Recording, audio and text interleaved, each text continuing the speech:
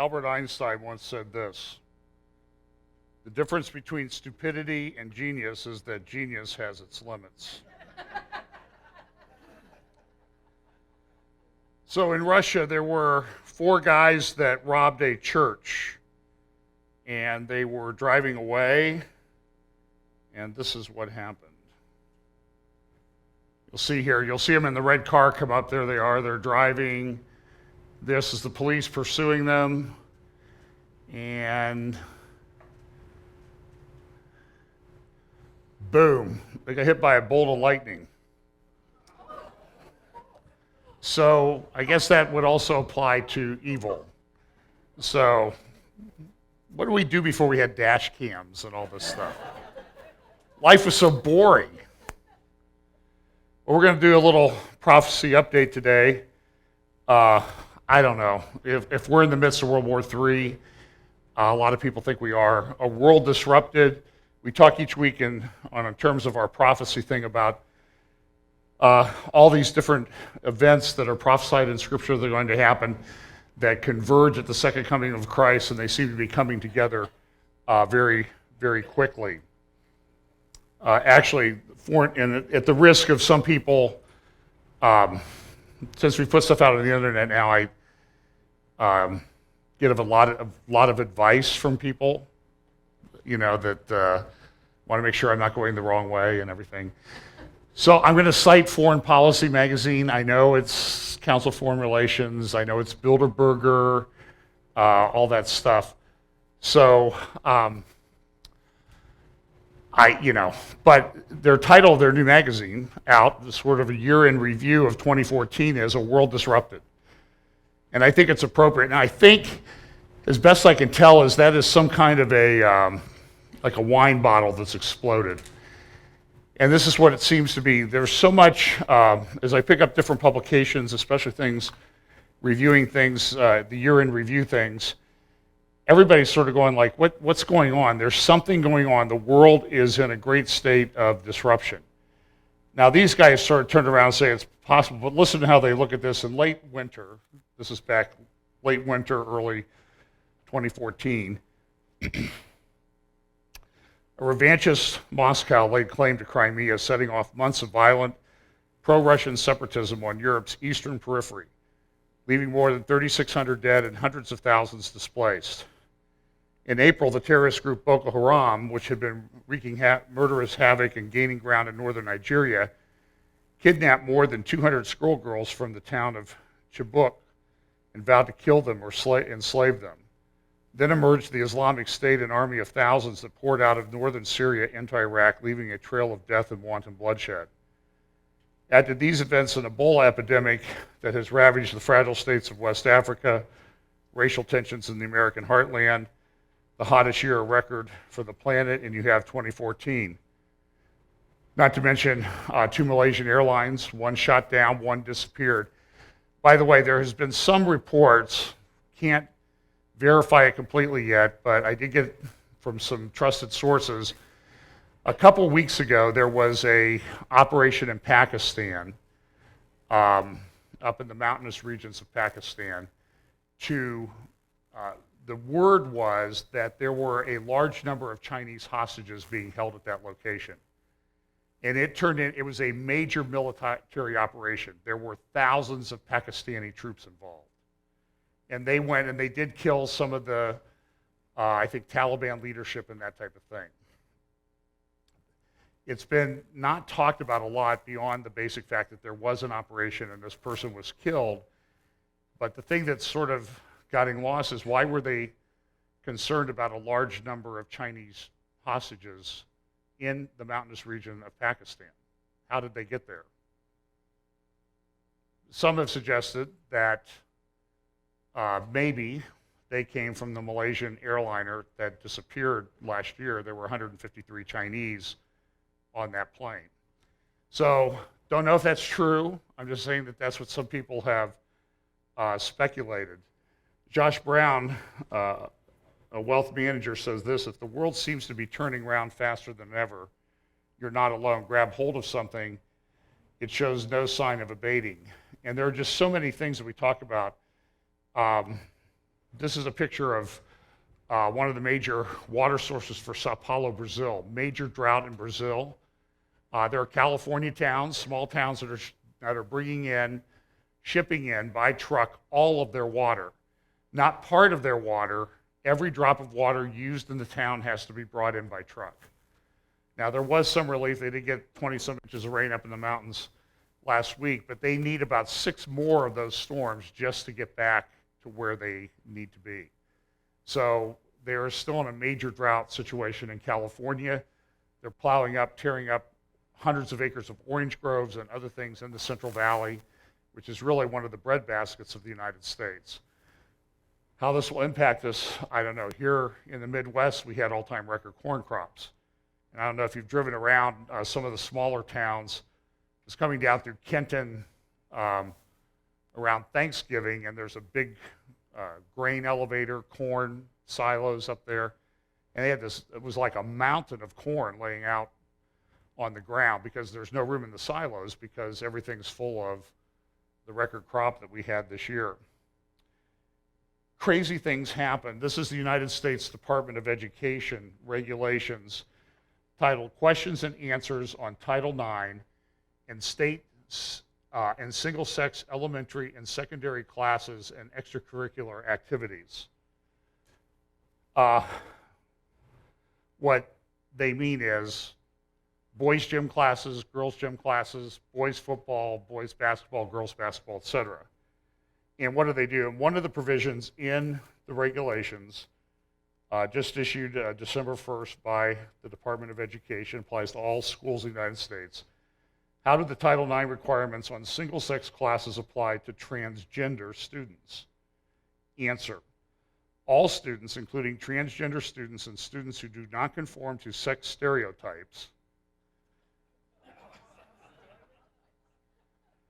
are protected. At least I know it's okay to have sex, to do sex stereotypes, right? So are protected, are protected from sex-based discrimination under Title IX. Under Title IX, a recipient generally must treat transgender students consistent with their gender identity in all aspects of the planning, implementation, enrollment, operation, and evaluation of single-sex classes. So in other words, the student gets to choose. And look, the absurd nature of this is when you argue with people about homosexuality, what is the argument that they make? God may be that way and I can't change, okay? Except in transgender cases, because there, God made you that way and you can change if you want to. Do you see how absurd it's Romans 1 in operation. And not to be outdone, I think Eric Holder wanted to get on the act. So he put out a thing about Title VII of the Civil Rights Act of 1964. This is what he says in that memo, signed by Eric himself. The federal government's approach to this issue has also evolved over time. In 2006, the department stated in litigation that Title VII's prohibition on discrimination based on sex did not cover discrimination based on transgender status or gender identity per se. The district court rejected that position. Subsequently, in 2011, the Office of Personnel Management issued guidance announcing that the federal government's policy of providing a workplace free of discrimination based on sex includes a prohibition against discrimination based on gender identity.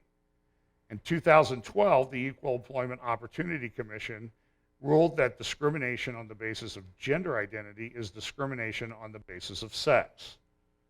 After considering the text of Title VII, the relevant Supreme Court case law interpreting the statute, and the developing jurisprudence in this area, I have determined that the best reading of Title VII's prohibition of sex discrimination is that it encompasses discrimination based on gender identity, including transgender status. For these reasons, the department will no longer assert that Title VII's prohibition against discrimination based on sex does not encompass gender identity per se, including transgender discrimination. So, Eric Holder and Barack Obama changed another law. Included this week, this, by the way, is a picture of Havana taken this week, not taken 50 years ago. And of course, Obama thinks that it's okay, everything's cool with the Castros, even though they've oppressed people, kept them essentially in an island prison for 50 years now, or over 50 years. We should kiss up and everything should be okay, and we should act like nothing's occurred. And this is the way the man operates. So keep in mind how he operates. Benjamin Netanyahu, he can't stand Benjamin Netanyahu, a leader of a free democratic country, but a dictator who's oppressed, killed, slaughtered people, starved them, oppressed them. He's okay in Barack Obama's moral economy. I think his moral compass is broken. But this is the state of the world. In the Jerusalem Post this week, one of the editorials said this: it was a week of moral outrages. We'll talk a little bit about that in just a moment. The world is a mess, and it is spinning very fast. No wonder bits and pieces keep breaking off, or maybe it's just my head that's spinning as I try to keep up. And there were a number of things that happened this week. Of course, there was things in Europe about the Palestinians. There was some things involving ISIS. There was the attack on the school in Pakistan.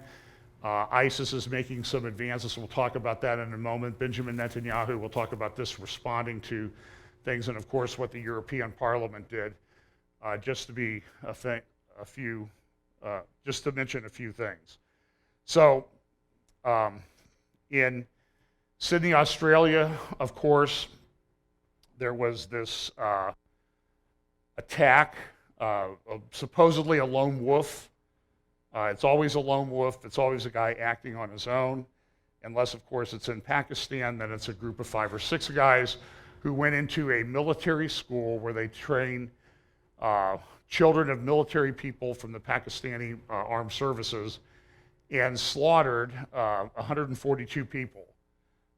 These animals, I guess, went in and got the main teacher, the administrator of the school, my understanding is, put her in front of the students, doused her with gasoline and set her on fire and burned her to death right in front of the students. Then they started shooting the students.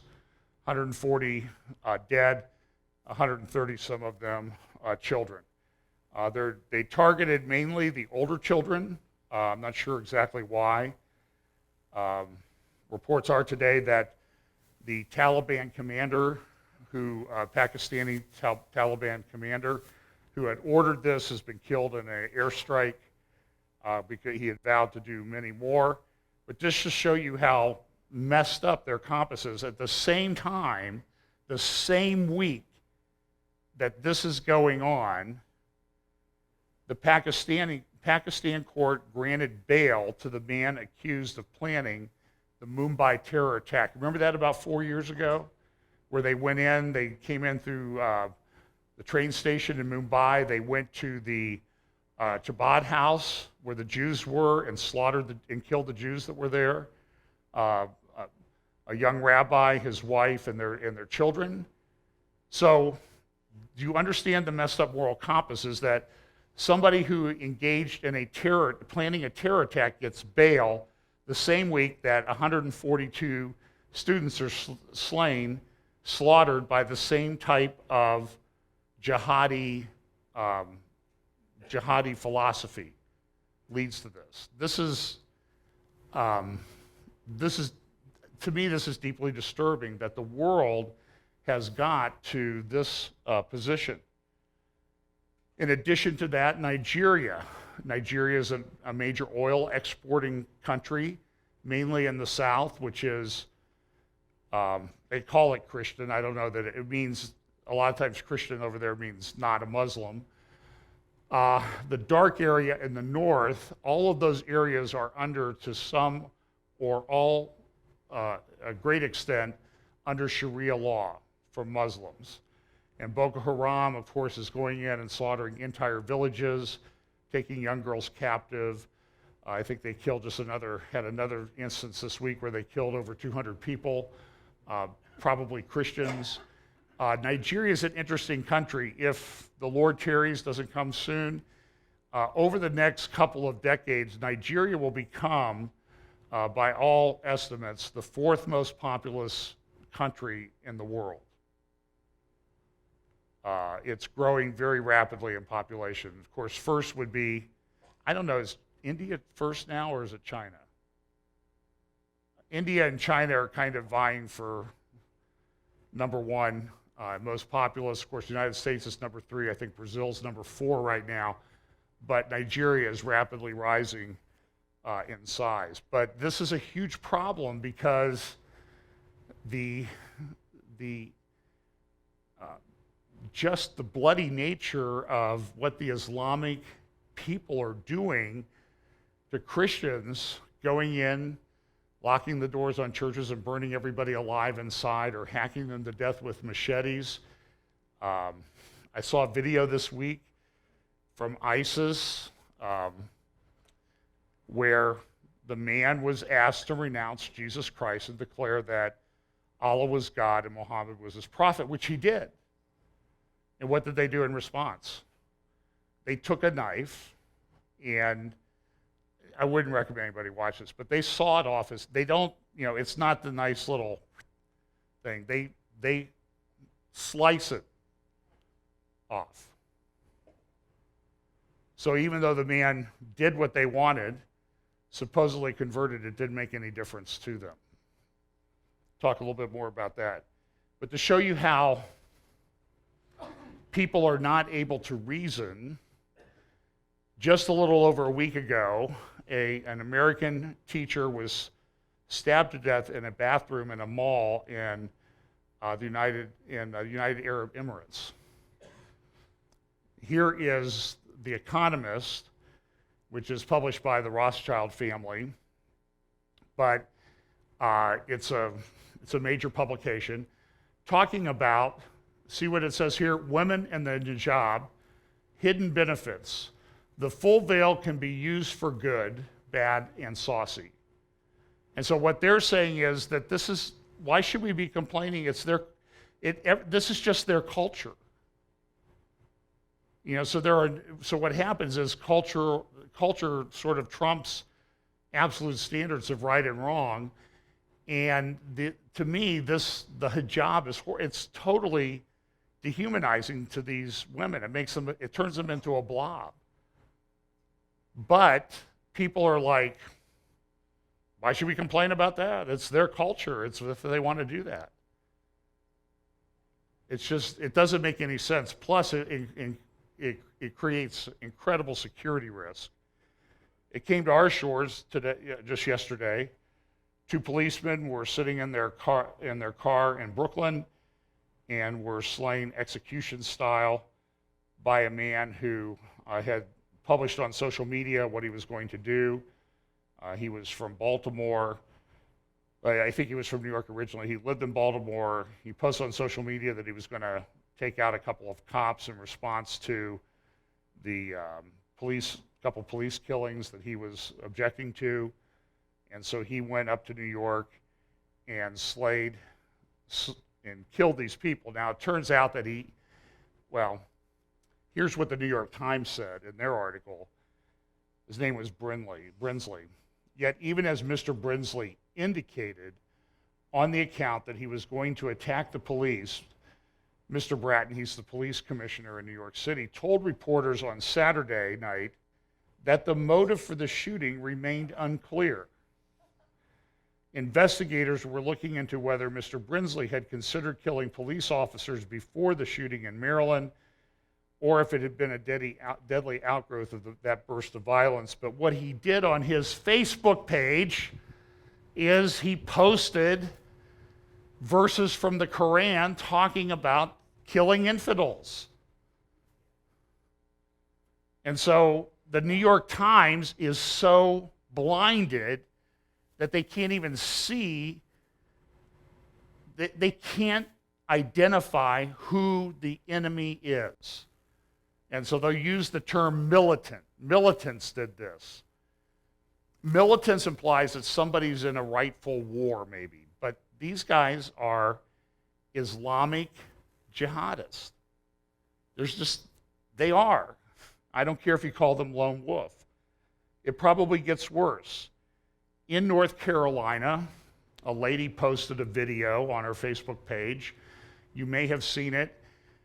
She, her child, brought home some things that they were going through in class, a vocabulary lesson. So listen to what some of these say. For example, question number 26. This is to sentence completion, okay? There are such vast numbers of people who are anxious to spread the Muslim faith that it would be impossible to give a blank amount. And then you have zenith, erratic, quantitative, astute, or recurring. So the answer, I think, is C. Been a while since I've been in school. Okay, next question. 28. Now I'm in Cordova, in Spain, where the number of beautiful buildings seems too great to be blank estimated.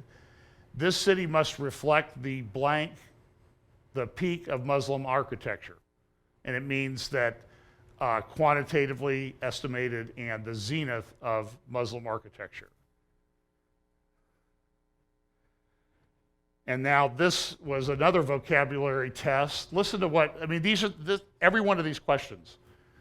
I'll read these. It is entirely possible that Muhammad was an astute or shrewd merchant, but at the age of 40, he gave up his career as a merchant and became a religious hermit. Muhammad, who was familiar with the teachings of Judaism and Christianity, found solitude to be conducive to understanding proper faith. Sounds like Oprah and all these mystic people in the church. He also found meditation to be helpful. Down here, number 5. In 630, after war with the Meccans, Muhammad entered the city of Mecca as a victor and proclaimed the sacred shrine Kaaba to be a mosque. He first had to destroy the pagan idols before he could declare Kaaba a house of worship. This is a Muslim proselytizing test. That's its main purpose. This was in a school. It was in North or South Carolina. Ami Horowitz is a conservative antagonist. And so what he did was he went to Cal Berkeley. He wanted to see how students, Cal Berkeley is one of the great educational institutions of higher learning and indoctrination in our country.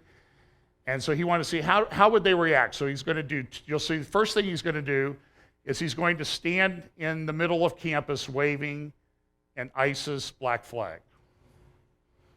And you'll see the reactions to people. And then he's going to take an Israeli flag and wave it. Okay, so we know what ISIS does. We know about Israel in here. So watch what happens. We're here on campus at the University of California at Berkeley to find out how offensive students find the ISIS flag.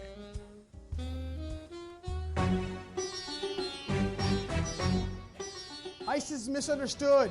We just want our own state. Why does America keep bombing us?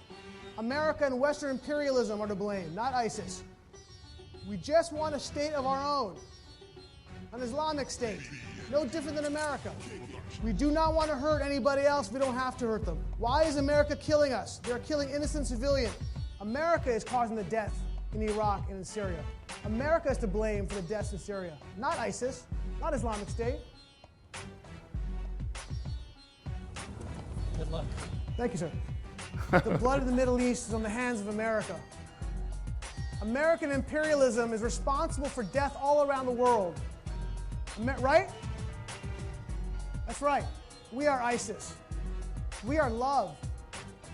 We don't want to harm anybody. We're forced to by American imperialism and American laws. Right? Right on. He's smoking now. Can't smoke on campus. They're going to cite you. Oh, all right. Thanks, man. Appreciate it. Then again, tolerance is Okay, so always now he's going to been do an the important Islamic value. flag.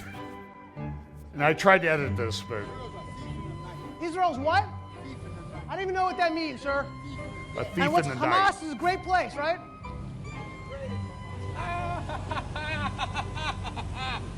Israel protects Palestinian human rights. Yes, it does. Israel protects. Only Hamas is responsible. Right? You agree with that? No, not really. You don't agree with that? You don't agree that Hamas is a terrorist organization? Is Hamas a terrorist organization? Excuse me? That's the way you respond? I can't hear what you're saying. All of Israel killer. All of Israel are killers and Hamas are not killers? No. Tyranny isn't cute. What? Isn't it cute? Right, tyranny's not cute. Hamas is not cute. That flag you wave is the psychological genocide of this planet. Killing kids is I'm sick.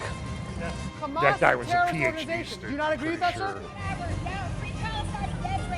This institution is part of the people who enslaved the whole planet.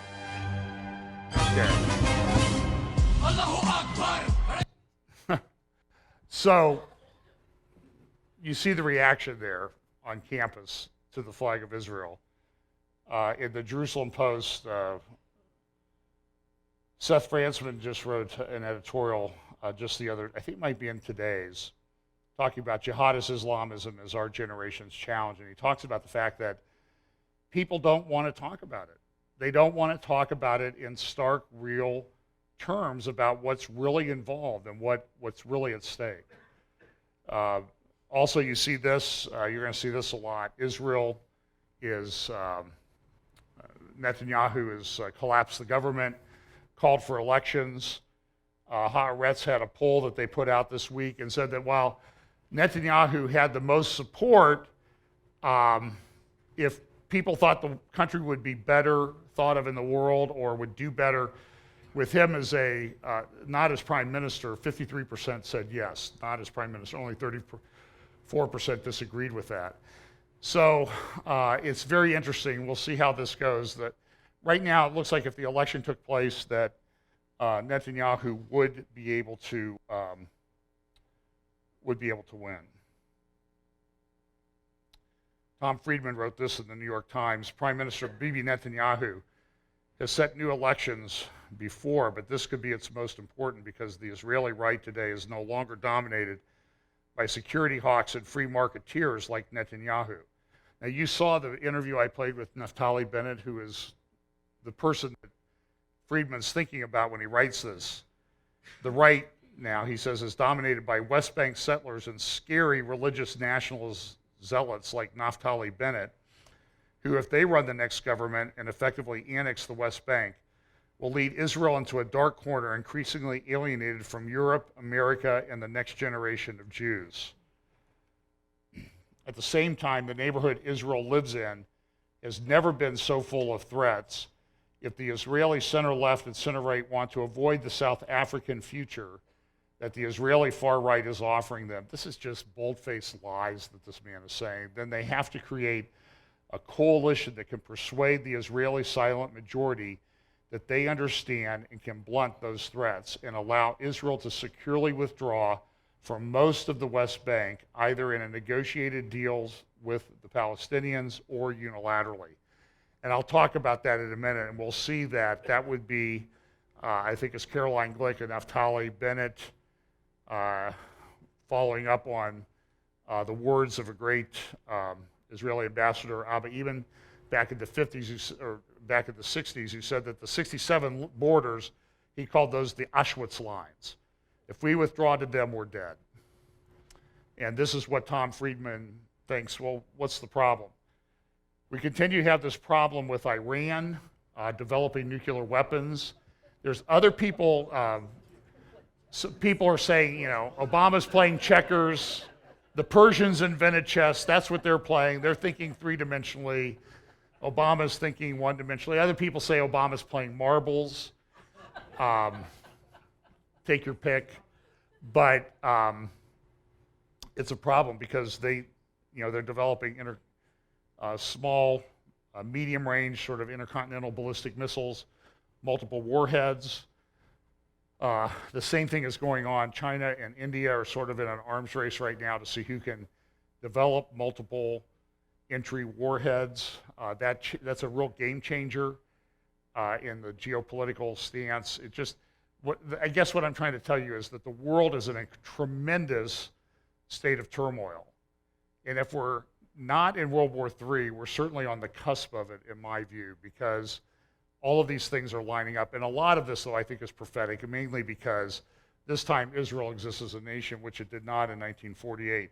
And so Israel's going to have to decide if they're going to take the trek across 1,000 miles to Bushehr or to Natanz and Qom and about 1,100 miles, 1,200 miles to Tehran, and try to take out these facilities. Now, a lot of people are confident that they'll be able to do it. It'll be very difficult logistically to get those planes 1,000 miles. Of course, they do have some submarines with nuclear missiles, whether they would use those.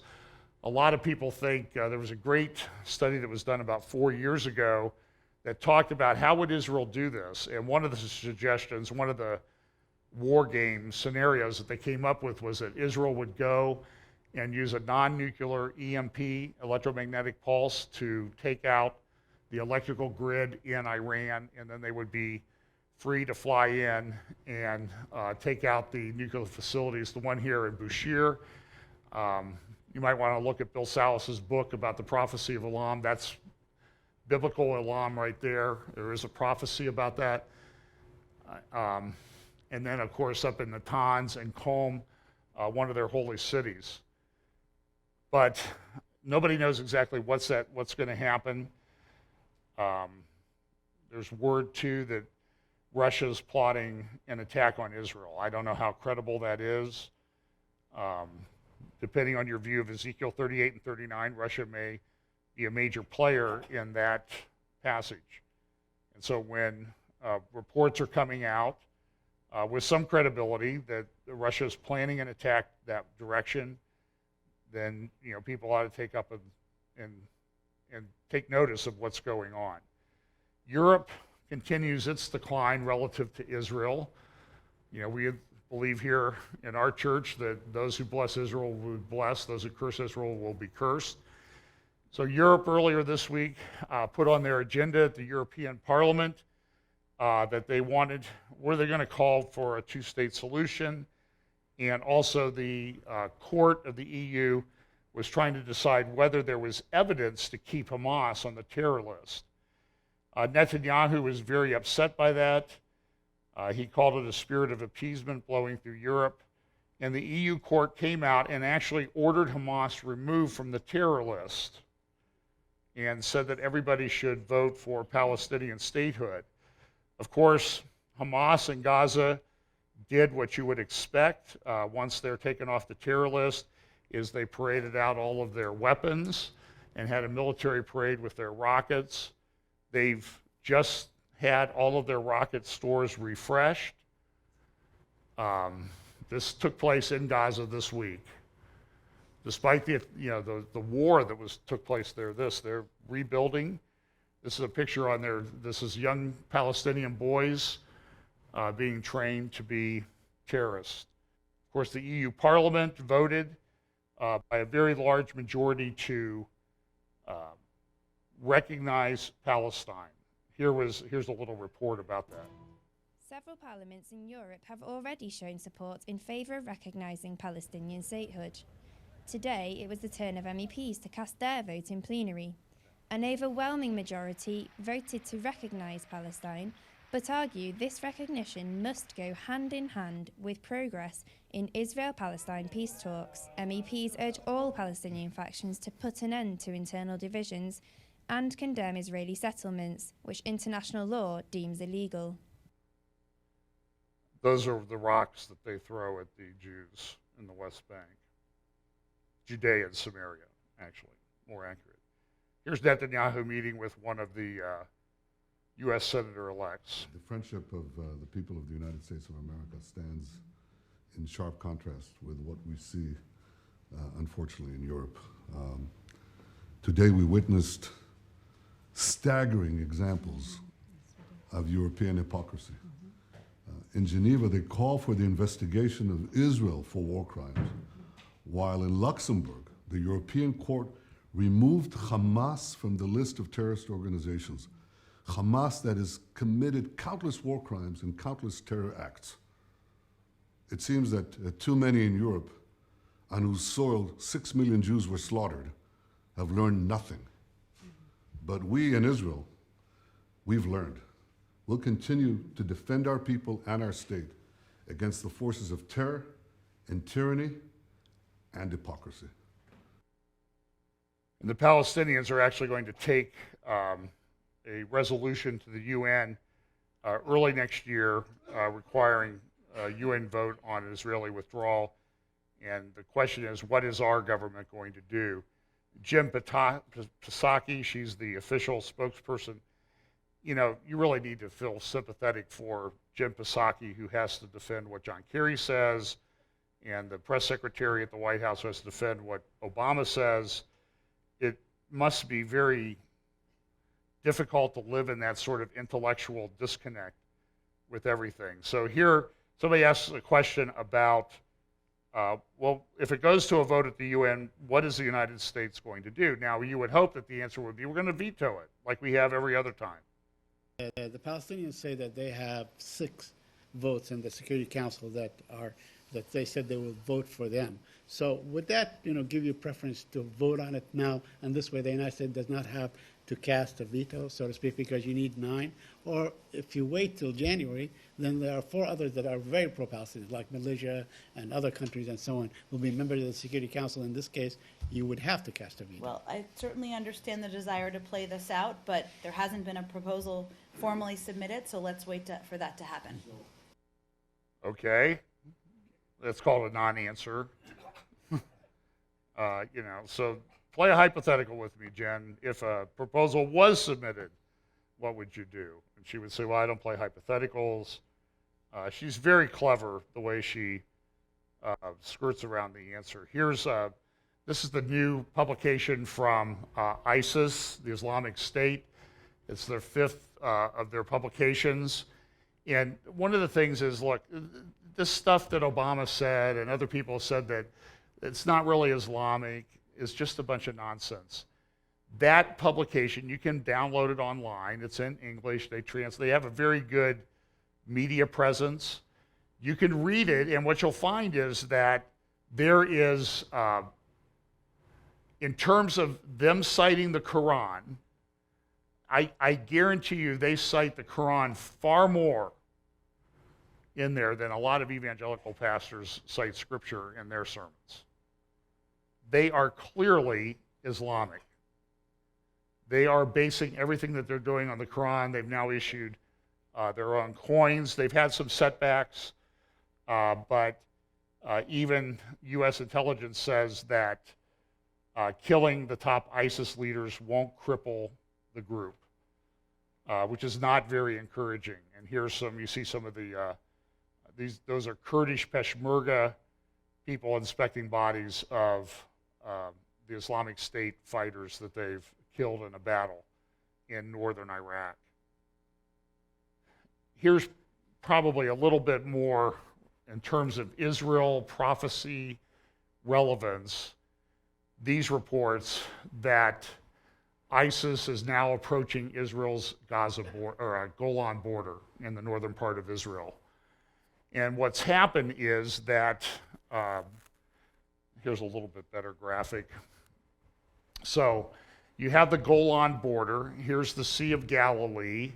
Jordan River goes here to the south.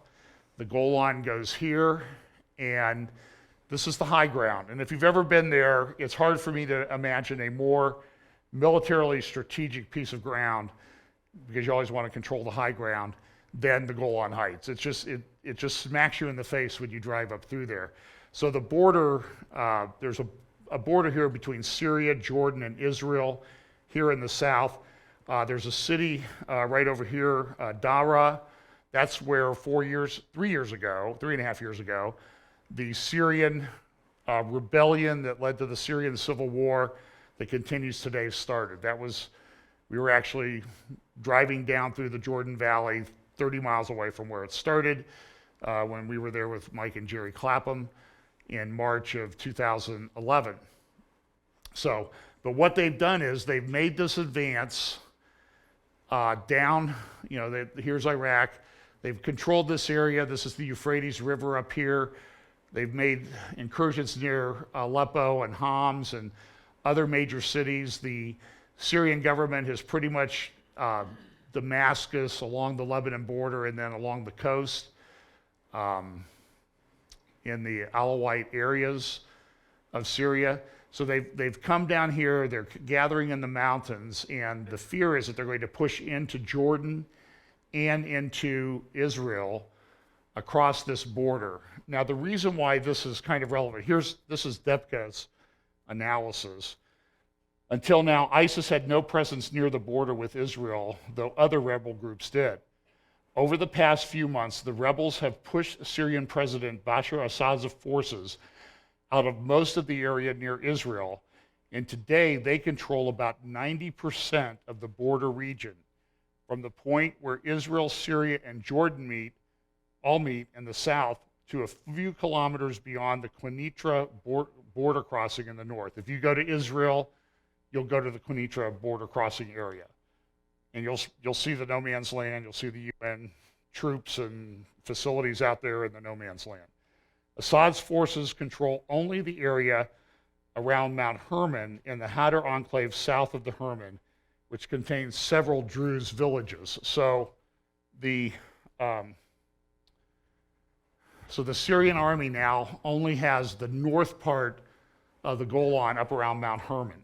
That's probably where Jesus' transfiguration took place. And so from this part all the way down this border, that area is largely controlled by rebel groups. And what they've had is, back in '73, here's a British documentary that sort of shows you the Golan Heights. You see how it's the high ground? And this is the area, there's the Sea of Galilee. So this is the area back in '73 that they were fighting over. And so this high ground, the Jewish kibbutzes and farms down here in the Jordan Valley, they just were lobbing mortar shells down on them all the time. And so the BBC this is from a BBC documentary called 20th Century Battlefields. And so Israel had most of their forces in '73 along the northern part of that border. That would be the area now that the Syrian government still controls.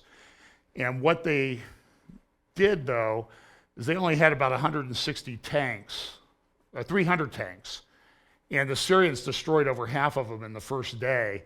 And their southern flank down here, near the Jordan border and everything, was pretty much left wide open because Syria attacked with about 1,200 or 2,000 tanks.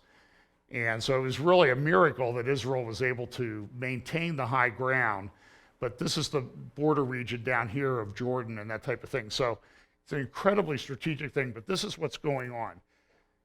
The Syrian rebel militia Al-Yarmouk Shuhada brigades, backed and trained for 2 years by U.S. officers, mostly CIA experts in Jordan, and supported by the Israeli army, has abruptly dumped these sponsors and joined up with the Islamic State in Iraq and Syria.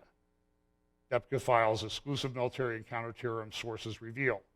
The sudden defection of this 2,000-strong anti-Assad force leaves the Israeli defense formations on the Golan, U.S. and Jordanian deployments in the northern part of the kingdom, and pro-Western rebel conquests in southern Syria in danger of collapse. And so it's a major problem. So at the same time that all this is going on, I'm going to move up to Russia. The Russian ruble going along well. All of a sudden it's fallen. Here's another chart from the Wall Street that kind of shows what's happened is, this is the Russian ruble down here. You see how it's going along, and boom, it's less than half its value. It's causing major economic problems and pressures in Russia, Putin thought he could go into Ukraine. There were sanctions. There's a currency oil war going on, even though there's no physical battles going on. You can see the price of crude has also dropped. And you know that. You see, I don't know what, I saw gas for 207 the other day, so, which is good, but in the long term, it's going to cause all the fracking. When gas prices go down too low, it's just not worth it to do the drilling and fracking, and so then prices will go back up. Right now we're in a deflationary thing.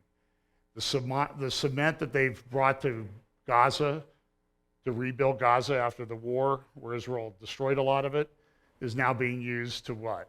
Rebuild the terror tunnels. Naftali Bennett, I don't have time to play with this, but he was speaking yesterday defending Israel and was heckled the whole time, and you can watch that. But I want to play this. This is a Islamic cleric from Jordan, and he's talking about what he considers to be the most important issue of our times. This will take about 4 minutes. And I got a couple other quick things to do, and then we'll be out of here about 5 or so after. Now, of course, ISIS is coming in. They're very anti-Israel. What's the area of the world that's most in dispute right now? It would be the Temple Mount. The Jews want to build a temple. The Muslims don't want them anywhere near it. Here's an Islamic cleric from Jordan, fairly influential. And the question is, do the Israelis have the right to pray in this area? Is it permissible to allocate a place of worship in Beth el Maqdis for the Israelites?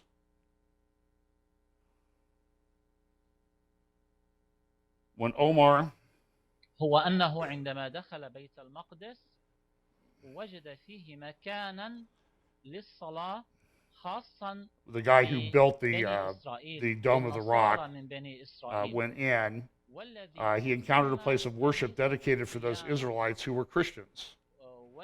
This place, called the Church of the Holy Sepulchre, was built in the days of Emperor Constantine. Omar left this place in which the Christian Israelites prayed intact.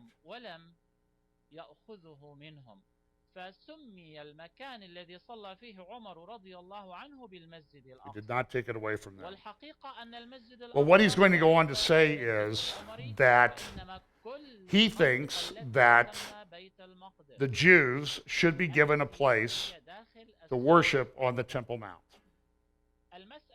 Now, whether he is going to survive very long, having said that, but there are a lot of Muslim people that are tired of the fighting, and they want to make peace.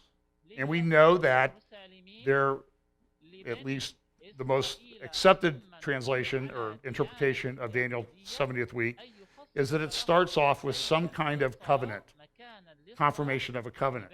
And could this be that this is beginning to take root in the Muslim world? There's also a very influential cleric, Adnan Oktar, up in Turkey, who is saying the same thing.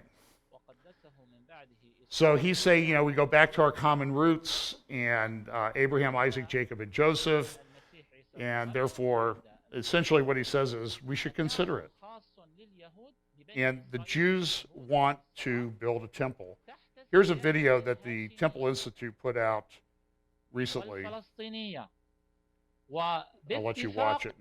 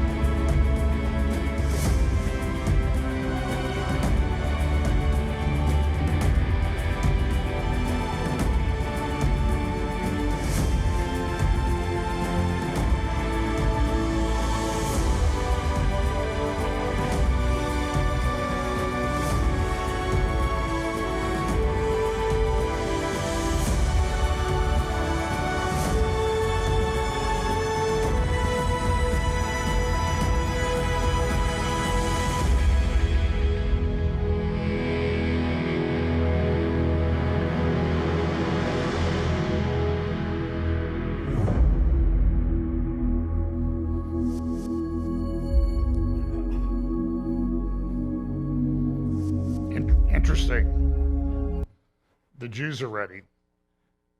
The Temple Institute this week also did something that has not been done in Jerusalem for 2,000 years.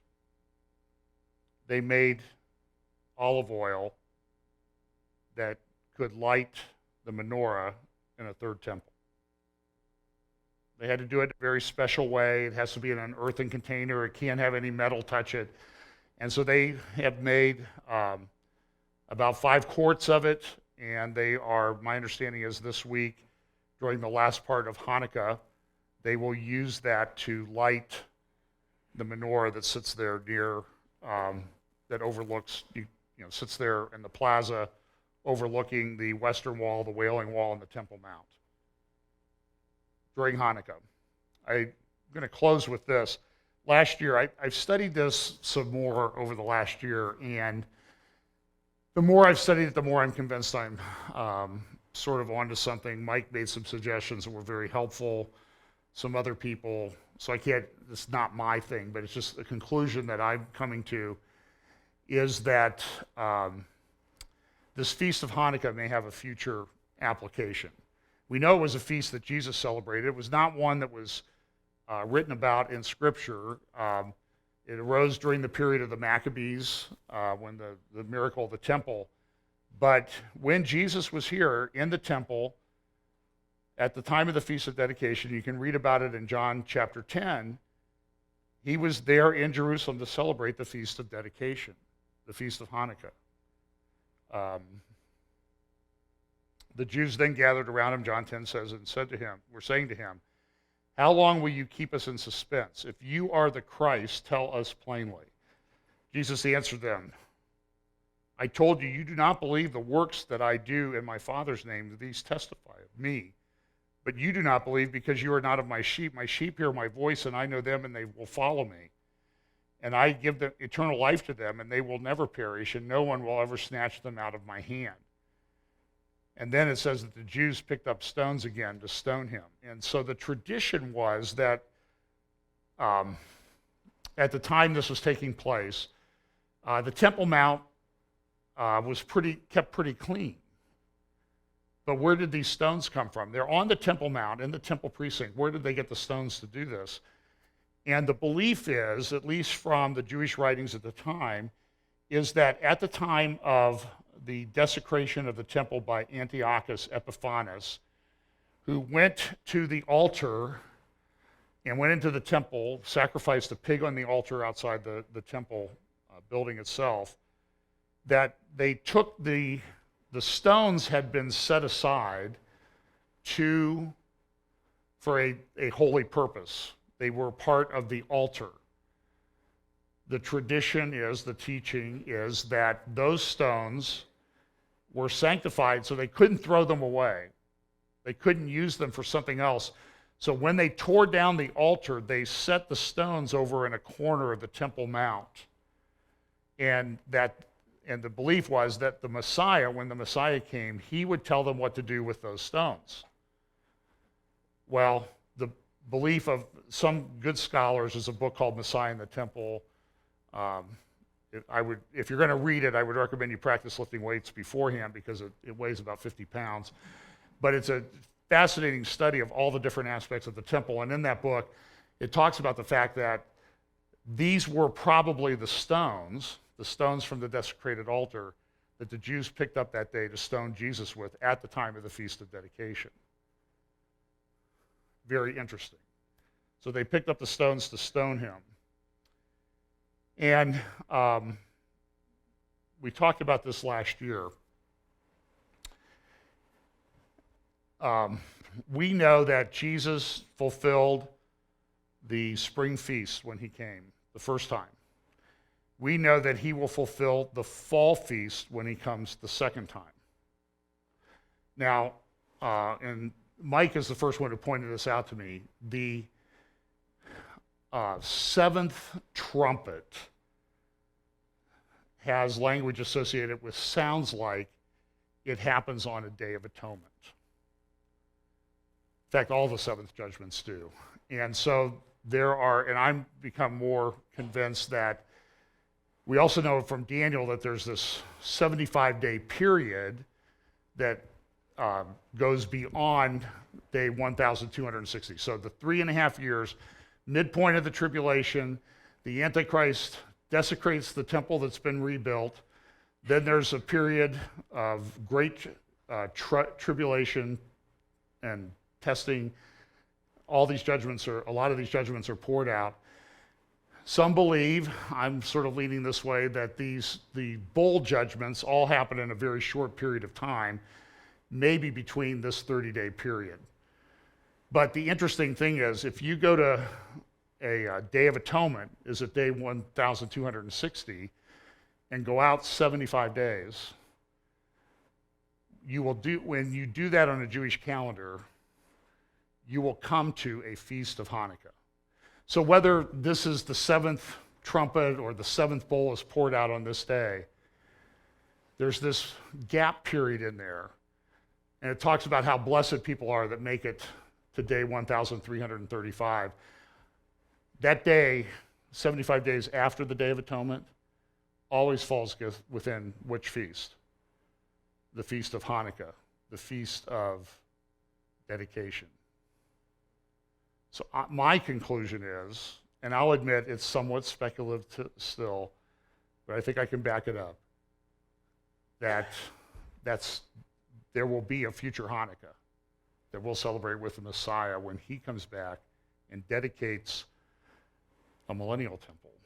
Now, some think the millennial temple is not built for a time. So regardless, there is a dedication feast coming. I'm convinced of that we will participate in at the beginning of the millennial kingdom.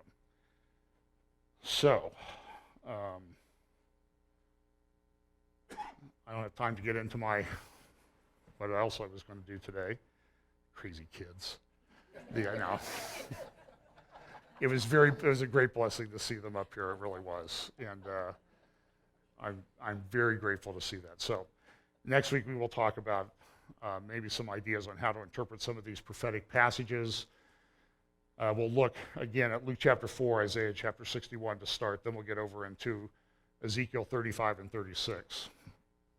I have it. I could make you stay for an hour, but you don't want to do that. So exciting time, really. There's tremendous amount of things going on all at the same time. It's every week, as I watch and I talk to some of my friends, everybody's like, your head's spinning because there's just so much going on at the same time. So it's an exciting time to be alive. It's a troubling time to be alive, but it's very exciting too at the same time. So let's pray. I'll let you get out of here. Lord, thanks so much for your word. Thanks for the guidance there, Lord.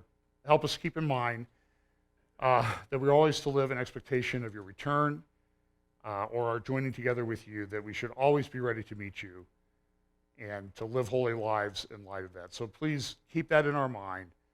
Bless us as we go this week. In Jesus' name, amen.